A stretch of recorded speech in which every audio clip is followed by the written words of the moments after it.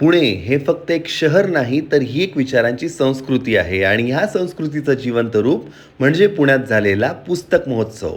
इथं पुस्तकं म्हणजे फक्त कागदावरची अक्षरं नाहीत, तर अनुभव आहेत, प्रश्न आहेत आणि उत्तर शोधायची प्रेरणा आहे. आजच्या झपाट्याने धावणाऱ्या डिजिटल जगात पुस्तक हातात घेऊन शांतपणे विचार करणारी मंडळी पाहून लक्झरी वाटू लागतं.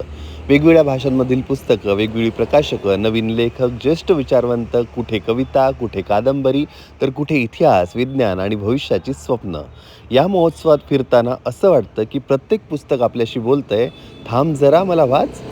महोत्सवातली आवडलेली अजून एक गोष्ट म्हणजे या ठिकाणी फोटोग्राफर्सने आपल्या फोटोग्राफीमधून समाजातले वेगवेगळे चित्र आणि त्यातून गूढ विचार आपल्यासमोर मांडलेले आहेत. आणि अजून एक महत्त्वाचं म्हणजे पुण्याची ओळख असणाऱ्या लोकप्रिय पुणेरी पाट्या यांनी देखील प्रेक्षकांचं तितकंच मनोरंजन केलं. तर पुण्यातील हा महोत्सव आपल्याला आठवण करून देतो की वाचन म्हणजे छंद नाही, तर वाचन म्हणजे स्वतःला अधिक समजून घेणं आहे.